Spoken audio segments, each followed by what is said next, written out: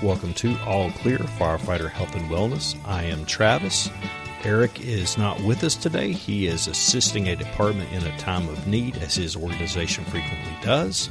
But today we will be discussing failure is always an option, the place of advanced tactics in the fire service. And we'll be having this discussion with the guys from Twisted Fire. We've got the gentleman here from Twisted Fire Industries. There's three of them with us. I'm going to let them introduce themselves, tell us a little bit about what you guys specialize in, and we got some questions for you. So why don't you start telling us about you guys, Joe? So I'm Joe Yaller with Twisted Fire, fireman for 18 years now, volunteer in Cabarrus County, career fireman. Twisted Fire does real fire training. We are aggressive mindset for them. We put people first, and we like to focus on making better firemen through methodical training. Sounds pretty complicated, honestly. Sounded like a mission statement. I'm Thomas. I've been a fireman for 20 years, combination of volunteer and then also career. Paid fireman now, Orchard Metropolitan Department, kind of in line with what we do, trying to make better firemen, for the people that we serve. My name's Jared. Jared Drennick. I'm part of the Twisted cadre. Just got involved in the fire service when I was 18 on a volunteer company. Got my feet wet a little bit. And then once I got into college, switched routes on my career path, decided to be a fireman. Fast forward to where we are today.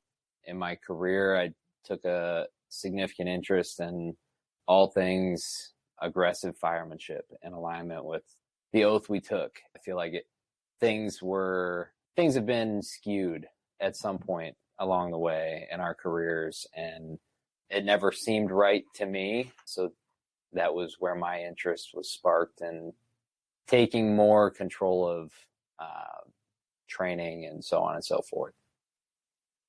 So when I listen to you three guys, I've heard you say the same thing a couple of times: aggressive firefighting, building better firefighters. And I think that really kind of goes along with what is missing in the fire service. A lot of times when we sit around the kitchen table, we might hear older guys in the department say, hey, what you learn in rookie school is good. Don't go too hard. Don't work too fast. And that can be kind of misleading sometimes. And those lies can kind of stick with us over time. But, we're seeing more and more emphasis being put on tactics, on skills, learning how to do things. We always want to be a better firefighter. And, the whole purpose of this podcast is to look at ways to be healthier, better, to more or less be the best you can be as a firefighter. But, in the fire service today, there are a lot of skills that are taught in rookie schools, recruit schools, and things like that. You got your IFSTA manual and all that. Are those skills sufficient to make a good firefighter? So I'll start with this, and then these guys can build on it. We talked the other day. To give the analogy, if I was going to build a skyscraper at the beach and didn't put concrete down first, it wouldn't be very stable. So I equate that to the skyscraper, 30-story skyscraper being your 30-year career, and your foundation, the beach, being your initial fire training. We believe in certification. We believe in initial training. We believe in that being an important part of our careers. But what if that initial training isn't up to par with what we need or expect for the street? That foundation isn't going to be sufficient for your career, per se, to be a good firefighter, good at the job. So we like to go back and say, instead of building off the basics, we're going to rebuild the beginning, redo your basics, and teach you how the street works versus what the IFSTA manual, because it's a blanket. The people that are involved with writing the textbooks are doing just that. They're writing textbooks. Most of them aren't still in the street, or if they were in the street years and years ago, and tactics change daily. So we try to build off of that and make better firemen by going all the way back to the basics and pushing that stuff forward. So kind of building off what Joe says, you have to have some type of foundation, to begin with. Do I agree with everything that's in an ISTA manual? Absolutely not. Those skills, to me, when we were teaching state curriculum big a couple years ago, there was more time dedicated to teach somebody how to roll a double donut hose roll than there was actually stretching hose and line around obstacles they're going to find in the street. And that's just how the curriculum was set up. Also, as far as an ISTA manual is concerned, there's also there's some bad information in there when it comes to, look at fireground search. It says VES is your most hazardous type of search and should be last considered, when you're trying to consider which search technique to use. Studies have shown, UL just put out the study for fireground search, I think is fourth? Fourth. Fireground rescue search study, and, pretty much says, it's endorsing VES for a window initiated search. So we need to get these textbooks online or, start developing our own program that's more in line with what's that foundation that we need to build from. Well, I know the ISTA manual's been around a long time, and you guys do bring up a good point. Tactics continue to change. But, Jared, what do you think about that? Yeah, I mean, I have a very similar opinion as these guys. I don't think it does a complete look at C, right? I think it's checking the box of giving everybody a basic look at, each skill, if you will, but it doesn't talk about real world events. It talks about, a canned event. This particular scenario, this is how we're going to do it, right? So Fireman Joe thinks he understands the big picture when we're talking about this little snapshot, really. So I think it does a poor job displaying that this is not the full communication, right? That this is very, very small perspective on each piece of the conversation, including ladders, right? Ladders, search, hose, each event. I feel like the information isn't whole. It's still missing. And that kind of leads to the second point or the second part of what I think about when I think about building a better firefighter. Obviously you've got your foundation, which you learn in your recruit school. But one of the things I know, like in Concord where I am, they make an effort to try to adapt the in-house training to match what our capabilities are, what are the hazards we see, things around us. We try to adapt to that. But are the regular training and evolutions that are conducted, whether it be with your company, in your department, is that really sufficient to keep your skills sharp? Because, if you don't use it, you're going to lose it. But what you do in the department, is that enough to keep you sharp and progressive? I believe it depends on what that training is and what you're actually talking about, really. Because, if you're, no offense to a lot of departments that use online training programs to get most of their training hours, if you're sitting behind a computer most of the time, then no, it's not sufficient. But if you're actually getting out on the drill ground and, stretching and doing company evolutions for actual events that could occur, and perfecting for that, then yes. Another thing is it comes down to the company as well. I think a lot of the company training, like I ride an engine at work, I think some of our training evolutions are a lot better than what's handed out at the academy. So it really goes down to that.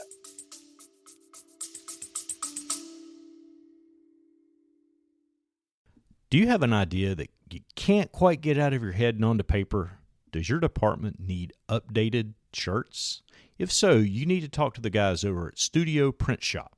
We've been working with the guys at Studio on making some of our ideas become reality.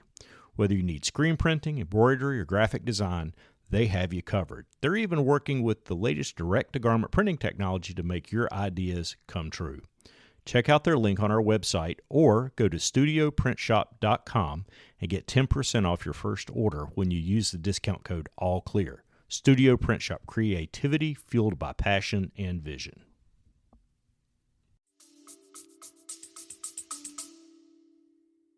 I feel like there's a lot of individualistic variables there, right? Like, I think for me, with my company, maybe my skill set needed exactly what our boss that day decided to go over versus, whatever we went over to start.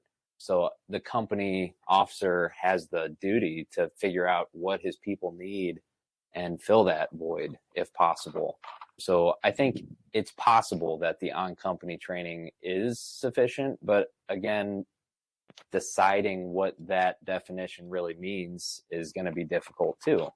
So, your needs versus my needs versus Joe's versus Thomas's needs, I think are going to be all dependent on, your individual skill set. So growing together as a crew, finding your weaknesses and really working through those, being honest with yourself, right? Like not lying to yourself about, oh yeah, I've got that stretch, I've got that technique down, etc. Find your weakness and working on it. I think that's going to be defining sufficiency, needs, and going from there.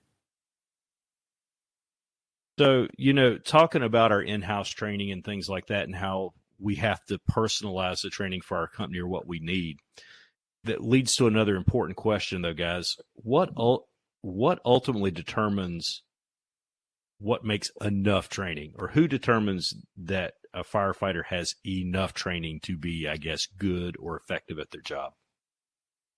I think discipline, and there's a little caveat or saying with that is the only person that can make sure you're disciplined is you. And if you look at yourself and you say you're not disciplined, the only reason you're not disciplined is because you're allowing yourself to not be disciplined. So just a simple thing like masking up with your gloves on, that was something big in my career, and I'd say all three of our careers.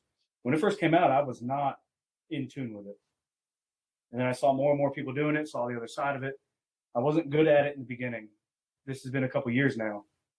Still to this day, every morning when I check off my air pack, I do a mask up drill with my gloves on. I'm not going to stop doing that because it's a constant thing.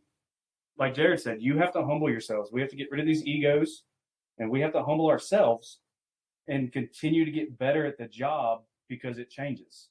Any other career, if you took your basic training when you started and you didn't advance it for your entire career, you wouldn't have a job.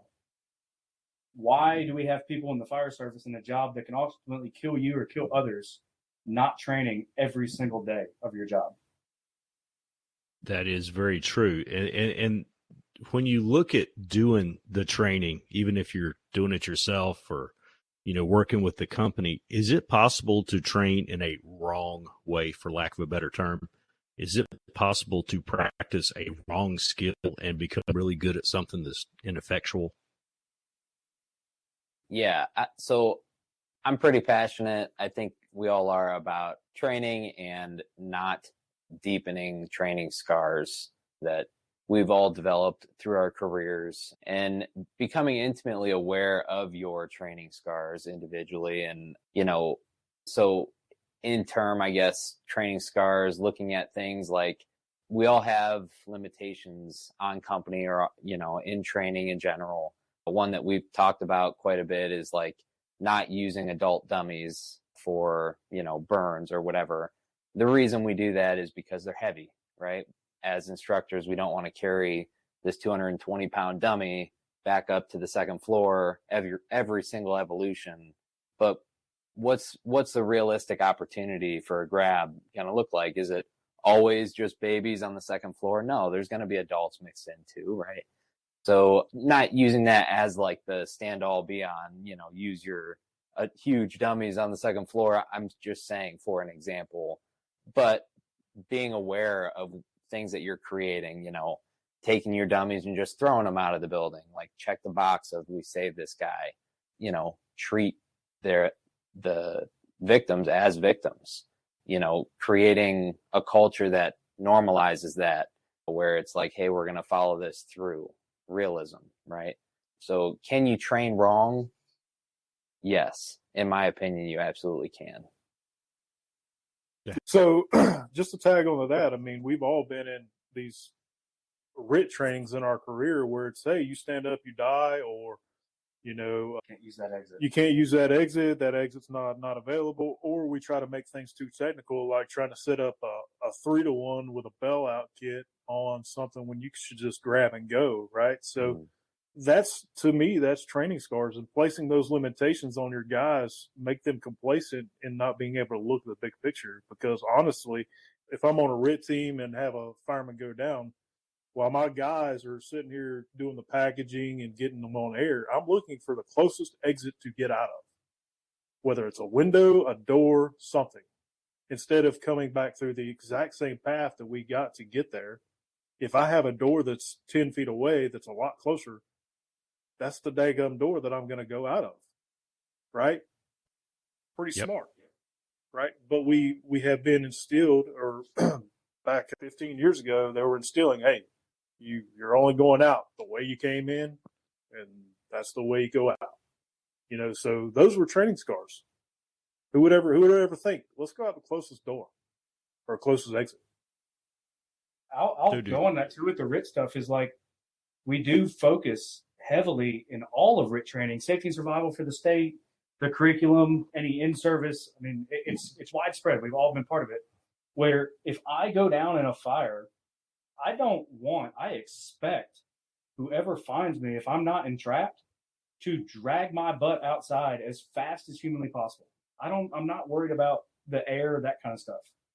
If I would rather have people outside of a structure without air packs on in a non-IDLH try to fix my airway than a bunch of firemen that can't see, whose heart rates are 200, trying to fix my airway for things to possibly go wrong when they could have taken a couple seconds, literally less than a minute, to just get me outside. And we don't train like that. We train like you have to do this whole air conversion, pack conversion, all this kind of stuff, when all reality, if I find a civilian, we're not putting them on a RIT pack. We're dragging them outside. Why are we leaving ourselves in the IDLH instead of just dragging ourselves out? You know, all those are good points. And I've heard you mention the term training scar multiple times. When you have a training scar, can it heal? Can you unlearn bad habits we've maybe have learned, or things that we've been taught? Can we change those things? Absolutely. Yes. You have at least 3 guys in front of you that, I mean, and you have probably hundreds of other firemen who have changed the way they have been taught before, because, you know, they have had their eyes open, you know, to other techniques, probably outside of their rookie schools and academies where they learned or got those scars from. Yeah, being aware, I think being honest with yourself, and just being okay with the fact that, hey, maybe what I think is right now isn't right. And then looking at the whole situation. Yeah. Yeah, for sure. Like, humbling ourselves, being okay to fail. I want to fail, especially in training. I want to fail all the time and be okay with it and get better because of it. And we kind of preach that too as a cadre when we teach, is not yelling, not screaming, not belittling people, make training positive. Crawl, walk, run is hands down our mantra. We start all our classes as basic as we can, and we evolve our skills as we go, because if you start with this high stress environment and put people in stress inoculation training from the beginning, they're not going to retain that knowledge because their body and their brain's already stressed. It's going to protect them, and they're not going to remember it, and you're not going to fix these training scars. Do you have to go back to the basic foundation and rebuild it? So when you talk about all these advanced skills and how you have to go back to the beginning to rebuild them sometimes, what are some of the skills that firefighters need to, I guess, learn advanced techniques on? What are some of the things that you guys have experienced through your own teaching your own experiences and talking to other professionals, what are we doing wrong? What do we need to learn to do better? Search, stretching. We don't stretch enough. We put too much emphasis on how easy a hose load is to pack instead of how easy it is to come off the truck. There's a hose load that we follow and we teach and we're trying to bring back that basically you shoulder all the hose simply in 100-foot stacks, and hose is never on the ground unless we place it there. Friction's our number one enemy in hose stretching. So if we want to talk about an advanced tactic, I wouldn't even call it advanced. I would call it just getting better, more in tune with the job, and advancing your skill set versus being an advanced technique. Firemanship, like just being a good fireman, like giving it and actually like caring about the job and them. And if we put those first, like with the hose stretching, the hose load is not the easiest load to repack until you learn it, but it deploys better than any hose load on the planet, in our opinion, because I can place the hose anywhere I want as I deploy it. It's just doing 100-foot bundle work in the back of the bay, even if it's by yourself, taking 100 feet, putting it on your shoulder, working on drop points and just doing reps, just getting repetitions in to get better at the job. And you know, one of the things that I've heard people say, not so much where I'm from, but, you know, I've had the chance to talk to firefighters across the state, across the country. And one of the things that they say is poison to the fire service is complacency.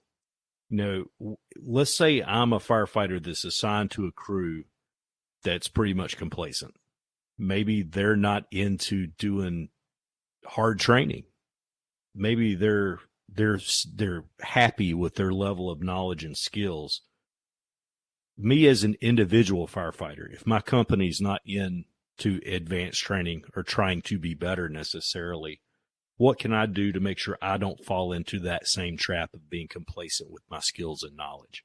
What can I do as an individual to make myself better if I'm the only one that's really focused on that? Yeah, I think that's a really honest question that a lot of us come to in our careers, where it's like you find yourself, if you're not on that company all the time, TT'd with these guys, whatever, and it's like, you know, how do you make yourself better alone? But again, it comes down to eliminating the excuses, right? Like we all have the opportunity to create the excuse in the moment, like, I'm going to just hang out with these guys for the day or whatever. There's always mask up drills. That's an individual skill. There's always, throwing hose on your shoulder, like Joe was talking about, or grabbing a ladder off the truck and throwing a couple reps of ladders, not to mention the whole rest of the conversation in our physical side of the job, right? Taking care of ourselves in the physical fitness world, which is going to directly correlate to our ability on the fire ground. So I think there's a lot of individual buy-in and ownership that we have to take when we find ourselves in those situations to make ourselves better. So kind of like Joe's bracelet here, it says, let's get weird. Be the weird one on the crew. So yeah, the rest of the guys don't want to train or don't want to get out there, but if they start seeing you, maybe that'll instill something in them to, hey, let's come together, let's see what the weird guys out there are doing, right? And then they actually start to participate, and then one by one, and then you get that whole crew jumping in later on down the road. Not saying it's going to start off immediately. Hey, it might take 3 or 4 shifts or 3 or 4 days or however you work. So another thing too is, you know, there's plenty of other resources out there outside of your department that you can take hold of, you know, on your own as an individual. You know, if you're hungry for more, there's plenty of cake out there. Go get some cake. I hear you. I like cake. So you see, you're making me hungry already. But you see, when we talk about complacency being poison and things like that, I know that you guys have a passion for building better firefighters through that advanced training. So if we've got that guy that's maybe new, or maybe somebody's been on the job for a couple of years and they have that desire to get advanced training, where can they get it at? Social media is our friend. I'll say that. A lot of people don't like it. People have lost their jobs over it, but that's based on their own accord. We have seen huge success on all platforms of social media to get people to come to classes of all ages, all ranks. Reach out to somebody, send somebody a message. At the end of the day, every single person that runs a training group, runs a conference, they're still a human. They're still a fireman. I like to say that if, any of these big name superstar firemen that we all look up to, if they were walking down the street of Charlotte, would anybody recognize them except for firemen? And the answer is no. They're still a human. If you send them a message, they can help you out. We run a conference, Carolina Fire Days, in November of each year in Charlotte. It's a 2-day lecture, 2-day hands-on with multiple classes. It's affordable. It's local for North Carolina guys. We have a lot of people signed up this year. We're sold out for the most part, but you can find these things. You just have to look. So there's no lack in training available, is what it sounds like. And you just have to, like you said, go find it, go find your cake, eat till you're full. And, I think that's one of the things that, as long as you're not complacent, there's a way to learn. And I think that's a huge factor that a lot of people overlook. And, one of the things I heard a coworker tell me one time, he said, just because your truck's busy doesn't mean that it's good. So, just because you do a lot doesn't mean that you're doing it right or that you're necessarily doing it the best you can. And, it really, when we talk to folks like y'all that are passionate about the deeper learning, the more advanced techniques, it really helps us to understand why we're doing these things.